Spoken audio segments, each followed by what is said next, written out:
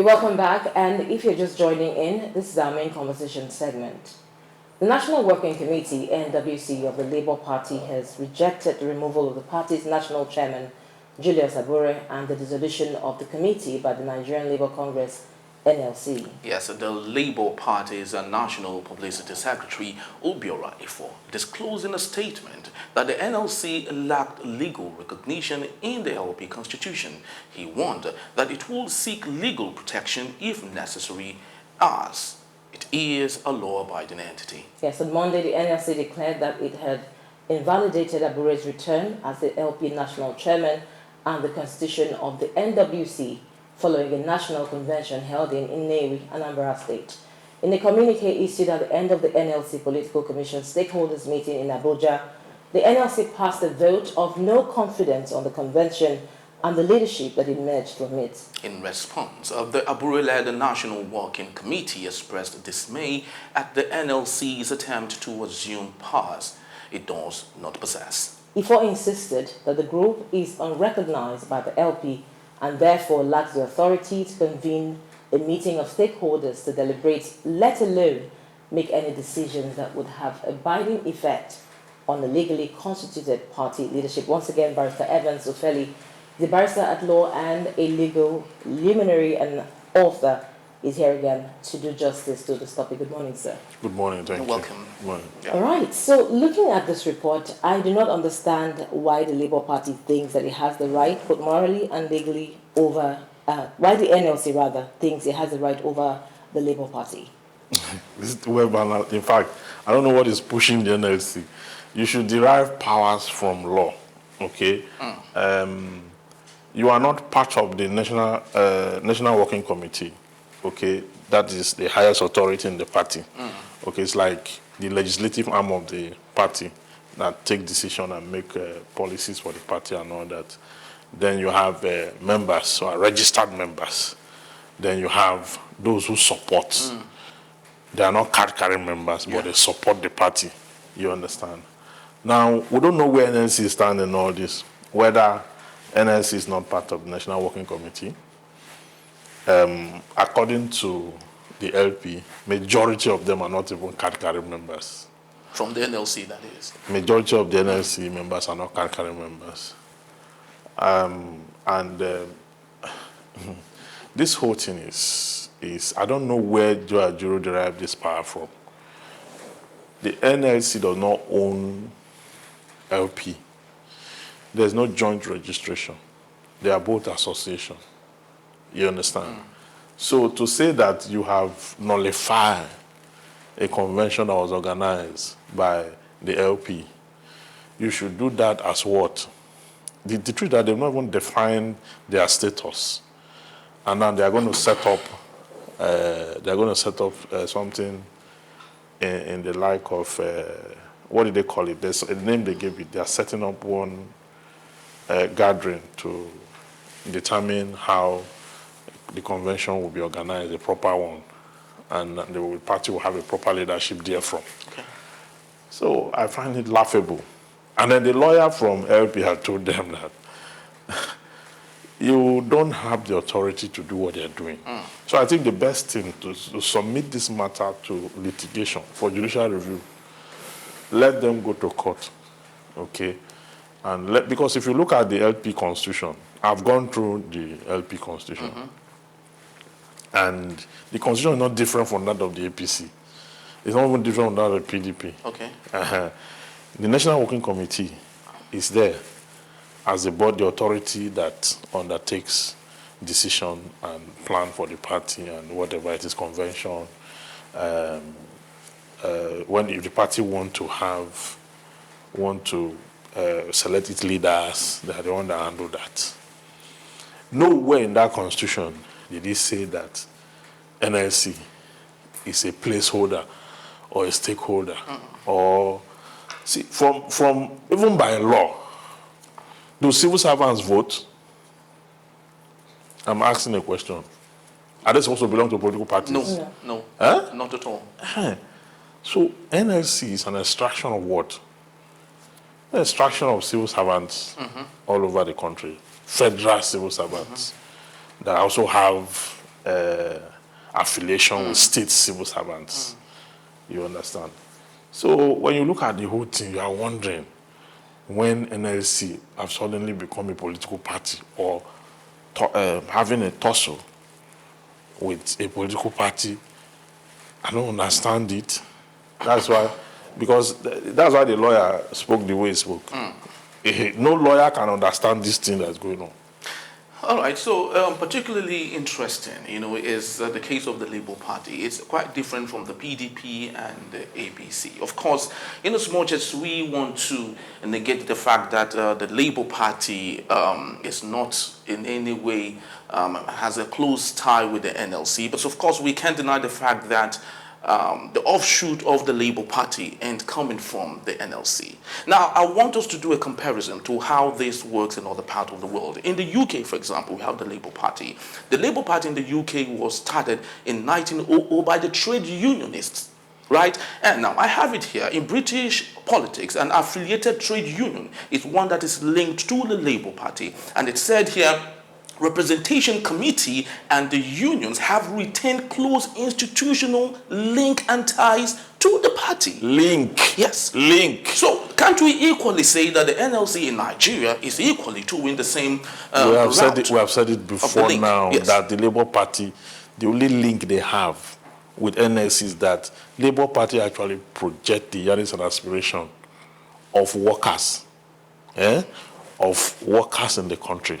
Now, because NLC cannot be a political party, and because it cannot be card-carrying members, they cannot go and start voting, they do have link with one political party that represent their interests. You know what I'm saying? Okay. So what Labour Party now does is to project the interests of workers. If you check their manifesto, check their objectives, you will see all that there. But that does not translate to ownership. In fact, NLC should not be found in politics. It's just that Nigerian politics is messed up. You see, you read about the British, yes, they keep telling you about the link. It was formed through trade unionism. You understand? And they maintain a close link. Because even in the UK, because if you open up politics for civil servants, you have ruined the country completely. Because nothing will work again. Nothing will work. So that is why they are not allowed. But that does not mean they don't have a political party that project their interests. So what they are like a body that shadows the political party that project their interests. But in this case, Joe Ajero and Abure have not been able to find that harmony. It's just these two people. Not that there is one army here, one army here. Okay. I say we no agree here, we no agree here. It's just these two people. They are unable to work together. They are unable, and Ajura has been accused for wanting to contest the governorship election in Imo State. Yeah, true. Yeah. Those are allegations. That is why he wants to know everything going on in the LP. But I think he should do that on the strength and spirit of brotherhood. He shouldn't do it as he will sit down and say, you know what, this morning we are going to picket Labour Party. Is that how to do it? That's not, somebody should teach him politics. If you must play politics, even family politics, you must be the most friendly. You must be the one that goes out and negotiates. The one that keep every relationship smooth. That's how to play politics. Okay. If you begin to keep blocks, me and this one, we're not going to talk. If I go there, I will demand and I will force them to do this. If they don't do this, I will do this. You are not a politician. Now, sorry, I have an add-on. You were once, part of nuns. Yes, very well. Yes. So let's assume that the nuns, come up to say we love to create a party for the youth in Nigeria. Do you think it's out of the curve to say, as maybe, of course, it becomes as big as the Labour Party? Do you think it's out of the curve to say nuns might have some sort of influence on the party? Definitely we have. But in the case on that reference, there's no law that a member of nuns cannot cannot be politicians, cannot be carrying members, you understand? Cannot even be part of the leadership of the party they've created. But for the civil servant, they are not supposed to be in politics in the first place. So, since they're not supposed to be in politics, what they need to do is to maintain good relationship with the one party that identifies with them. Okay. You understand? But in this case, there's nothing like that. Okay, so during your submission, I like that you said something quite profound about they should go to court. Who should go to court and for what? Well, the party agreed. Labour is already doing what he ought to do. He has organized a convention. Last week, Peter Obi said he's not leaving Labour Party. Though he didn't say he affirmed what Abure did in that light. He didn't say that. So NLC is the one that feel aggrieved. He should go to court now and see whether if he files a case against Labour Party, they should go and prove, because what they are talking about is that they own Labour Party and they will decide what happened in Labour Party. You understand? So, but you cannot be in this association and own this association. It's not possible. Just few questions, and that case will be thrown out. Okay. No lawyer can understand this thing, I'm telling you. So, looking at the internal fracture in the LP and the PDP, do you fear that we might plunge into a one-party system? LP and PDP? Okay, the internal wranglings. Yes. APC have their own too, serious one. You cannot have a political party that's devoid of rancor. It's not possible because of the issue of interest, okay? So the PDP one is quite very shocking because they were at the center before. They lost it and they degenerated into what you cannot even pick their pieces together any longer. It's difficult. The LP has grown in stature. It's supposed to develop its own strategy for the next election. It's not doing that. They have a governorship candidate in Edo State that they are supposed to be supporting and mobilizing for. They are not doing that. Is it a sin for you to have two governors? You have Abure State governor already, LP. If you push Olumide Akpata, they all support him, move him, he wins. You have two governors. That is more resources for the party, more visibility for the party, because they have a lot of members in the House with two governors. I mean, Exactly. but instead of them to be pushing for Olumide Akpata so that they can also capture one state, join the one they have, they are fighting. Labour is telling Abure that they own the party, and Abure is they are both fighting. So it's discouraging when I'm happy that Peter Obi is not leaving the party. That gives us some reassurance, okay? But they have to do something about Abure and this man and Joe Ajiro. The two of them are not fit for leadership. They are not different from the people leading us. That is not how to play politics.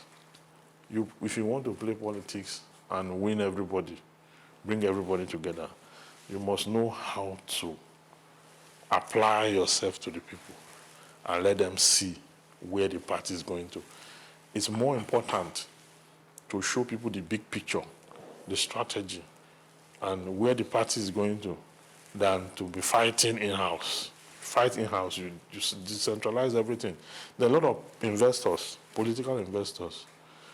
There are a lot of people who want to bring money to the LP to take it. But what they are looking at this thing and they will be thinking of what other political party can we take funds to lift it. Harry, I'm surprised that Barrister Evans is a bit excited about Peter Obi's comment about not leaving the LP. I remember when Peter Obi made the same comment for Abga. In fact, he even made some implications on his family. If he leaves the Abga, let XYZ happen to his family members. And Barrister Evans. Yeah, I know politicians cannot be consistent in they can say something today, and then the next day, they find a better opportunity and where their interest will be more buttered and another move. But in this case, PDP is a no-go area for Peter Obi. What is he going to do there? Atiku is already there. fanning the embers of war. Then APC, I mean, that one we all know what they did to the obedient and all that, and it's not even a place to go to, because if you get there, you can't even have a chance. But Tinubu want to come back. Yeah, definitely. Can you go to APC now and say you want to contest against him for the primaries? Will you win? He will empty the nation's treasury and win the thing. Yeah. So where is he going to go to? Except he want to go to any of those other parties, SDP, ADC, and the one the Shores party. Those are the ones that are reasonably visible. All right. Every other party is Yes. not. So I often love to make comparison, you know, from as against where things work and where things do not work. You know, Senegal is one of those countries that has never had any coup d'etat before. They have one of the most, strong democracy in Africa. And coming from, the president, the young man, Faye, who of course took leadership at 44, his party, Alliance for the Republic, it's one, of course, that came at a point when no one actually gave them that chance. And of course, they took the numbers. Now, what can we learn in Nigeria from the issue and from the good example that we see today in Senegal? We can learn a lot of things. So, Senegal is a case study. I'm doing an article on that election. You understand?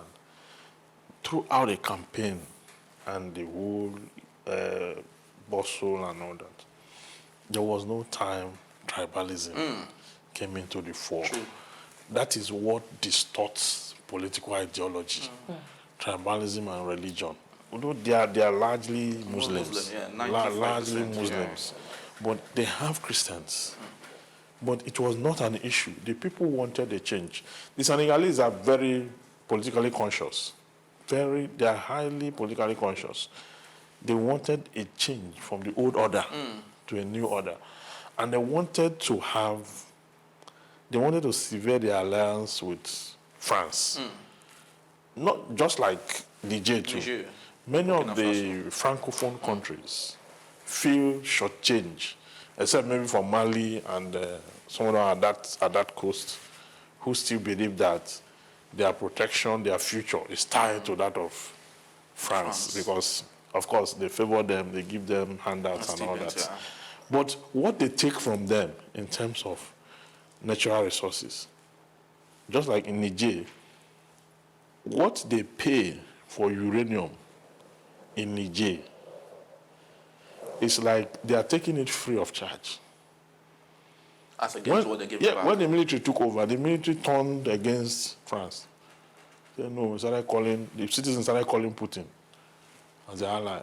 And now they are selling uranium to whoever is interested, whoever wants to. Not like before, where the French policy of assimilation. We are one. That is why, they speak their language.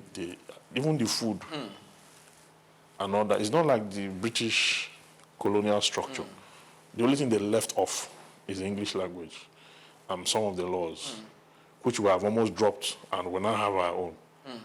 But for the policy of assimilation, the one that's orchestrated by the French, you adopt even their food, lifestyle, everything. You understand? So, but they are tired of it. If you listen to his speech, the Senegalese president, new president, if you listen to his speech, he was talking about how that their own originality, they are a succeeding generation of those who have lost their originality. Wow, it's a big one. That France will leave them alone to chart a course for themselves. You understand? It was sounding like a military. I couldn't separate it from the military junta, the one that took over from. If you listen to the same speech, it looked like one person wrote the speech. It's just against them. You have more Francophone countries who just realize now that this thing did not even favor them. In the first place. Yes. Right. Before we let you go, in one breath, the last election was a watershed moment for me, for the country in our political history. Beyond tribalism that you have mentioned, Henry corroborated, and religion, do you think we are ready as a people for the change that we so desire? Yes, we should be ready, but it's unfortunately, when we once we undertake, once the campaign starts, the politicians will come with stomach infrastructure. That's how they just start to best the system up gradually. In Senegal, there was nothing like that. Exactly. True. You went to the people the way you are, the way you were. You tell this is what you want to do, and the people will listen. Very true. Here, when you come and start to talk about political ideology, the Karl Marx theory of this and the communist ideology of political democracy and how it engenders collective progress, they'll just be looking at you. They'll just be looking at you. Wait, once you just finish first, then when you finish, they'll now ask you that, what did you bring? That yesterday, the other political party came and see all they brought. The other political came there and see all they brought. Now you came here to tell us. So we are not ready for any change. What we want to do is exchange. Exchange. We don't want to make sacrifice. We want anybody that wants our support to give us money, give us rice, give us this before we support.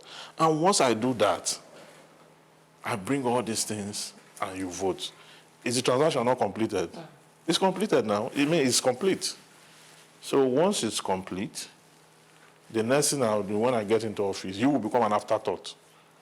Because, of course, you have been settled before the elections. Barrister Evans Ufeli, whose ingenuity has been tried and tested, has been speaking with us the entire stretch on our morning show today. Thank you so much for coming. Thank you. Thank you. My pleasure. Thank you.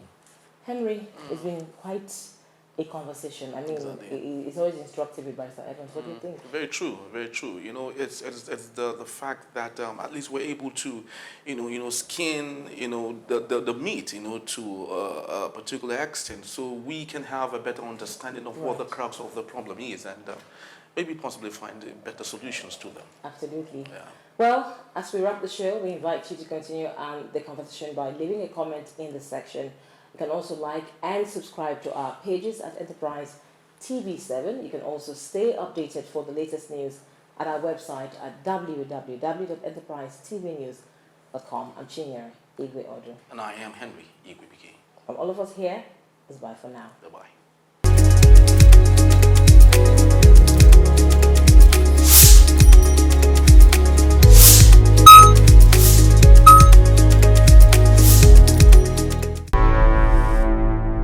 Enterprise TV, a tradition of truth.